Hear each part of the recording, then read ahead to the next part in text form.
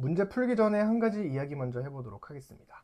자, 예를 들어서 리미트 x가 0으로 갈 때 x제곱분의 fx라는 요 극한값이 3이다 라고 해보겠습니다. 그리고 fx는 최고창의 개수가 1인 3차 함수라고 해보겠습니다. 자, 그랬을 때 3차 함수를 구하시오. 이런 문제인데, 자, 그러면 우리 x가 0으로 가니까 분모 0으로 가죠. 그래서 분자 역시도 0으로 가야 되죠. 따라서 f0이라는 녀석은 0이 돼야 된다라는 거.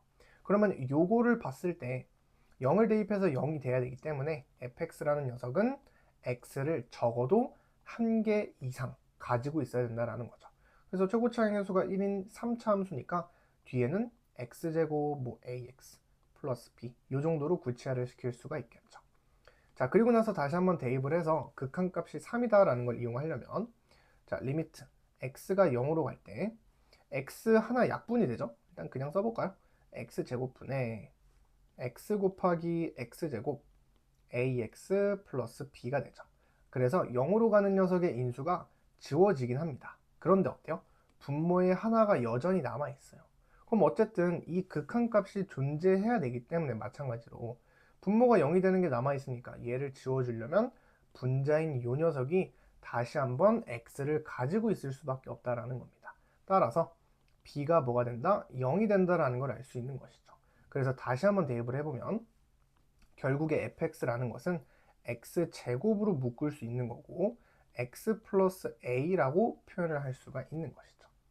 자, 그런 다음에 이제 보니까 어때요? 극한값이 x가 0으로 갈 때 0으로 가는 인수가 완벽하게 제거가 되죠.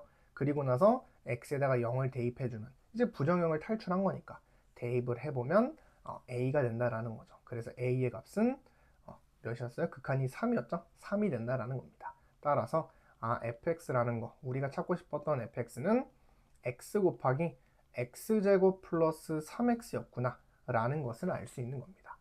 자, 이렇게 풀면은 제일 기본적인 방법인데 우리가 이제 풀면서 느껴봤어요. x가 0으로 갈 때 0으로 가는 녀석을 완벽하게 지워야지만 극한값이 존재할 수 있었죠. 그래서 앞으로는 요거를 이렇게 풀지 말고 0으로 가는 인수가 분모와 분자의 개수가 어떻게 돼야 될까요? 정확하게 같아야겠죠. 그래야 극한값이 존재할 테니까. 그래서 이 극한값이 정확하게 얘기해 볼게요. 0분의 0꼴이라는 이 극한값이 0이 아닌 상수로 수렴할 경우는 0으로 가는 그 인수가 분모와 분자와 정확하게 같아야 된다라는 겁니다. 자, 요거를 좀 일반화시켜서 표현을 해볼게요. 자, 예를 들어서 리미트 x가 a로 갈 때 x-a의 n제곱이다 라고 해볼게요. 분의 fx라는 요 극한값이 0이 아닌 극한값, 뭐 예를 들어 l인데 l은 0이 아니다 라고 해보겠습니다.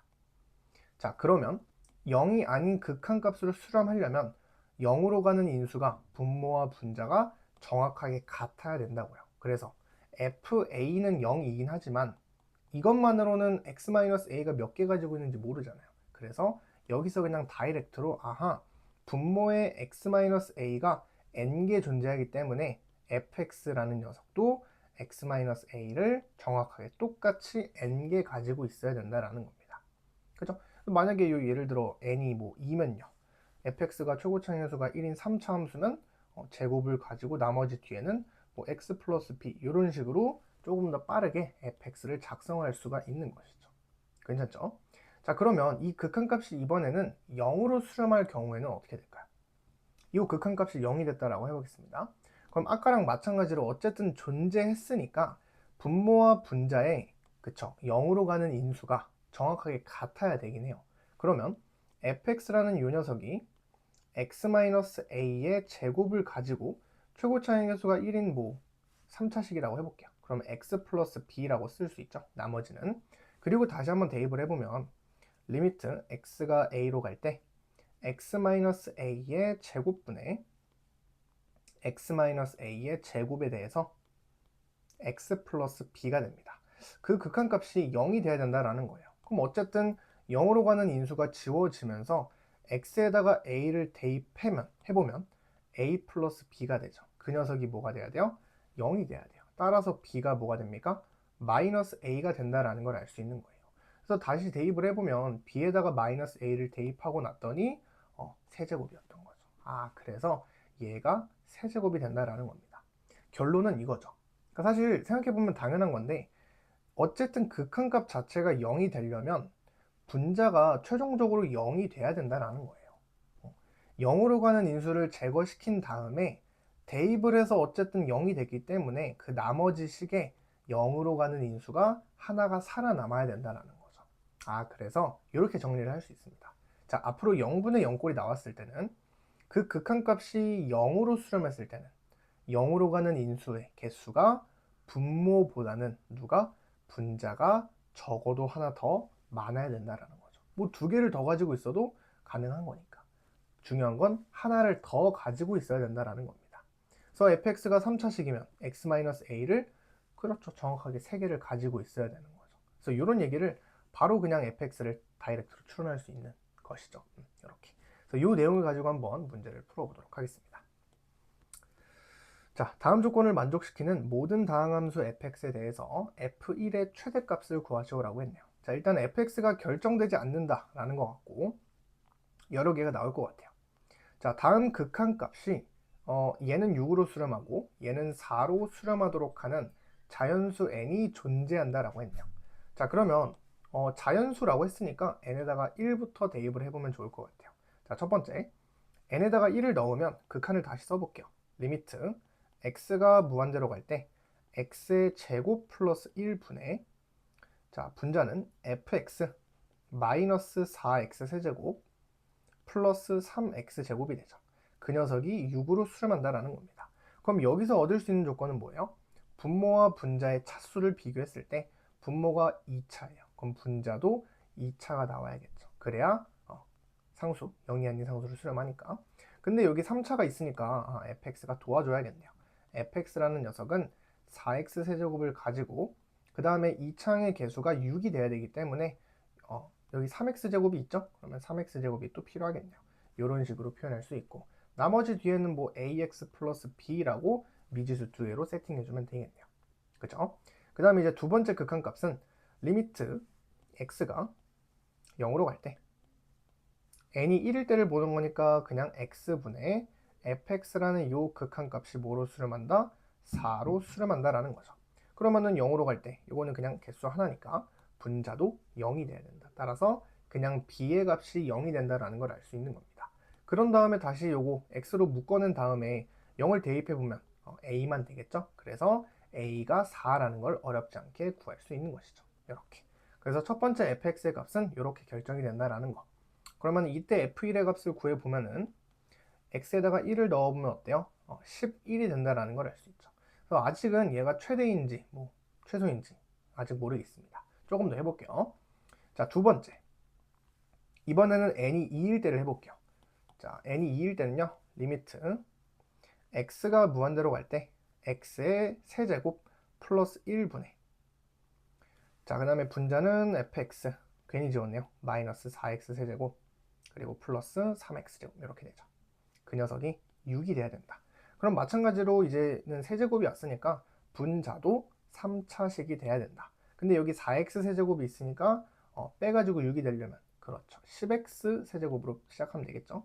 그래서 fx라는 녀석은 10x 세제곱으로 시작하는 3차 함수가 되겠구나. 이렇게. 그 다음에 이제 두 번째는요.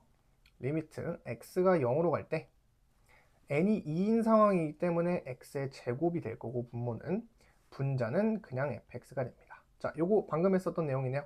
요 극한값이 0이 아닌 극한값으로 수렴했기 때문에 fx라는 녀석은 x를 정확하게 두 개 일치해야 된다는 거죠. 두 개를 가지고 최고차의 개수가 10이라고 했으니까 10x 플러스 a 정도라고 미지수를 세팅할 수가 있겠죠. 그리고 요거 금방 대입해보면 요거 제거되면서 0 대입해보면 a가 되겠죠. 극한값이. 그게 뭐래요?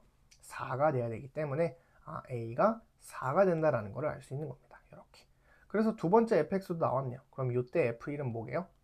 x에다가 1을 넣어주면은 15가 된다라는 걸 알 수 있습니다. 이렇게. 아직도 잘 모르겠어요. 조금 더 큰 값이 나올 수도 있는 거니까. 자, 그 다음에 이제 세 번째 n에다가 3을 넣어보면요. 얘가 뭐로 바뀌어요? 4제곱으로 바뀌죠. 조금씩 느낌이 옵니다. 그리고 얘는 세제곱으로 바뀝니다. 그럼 어때요?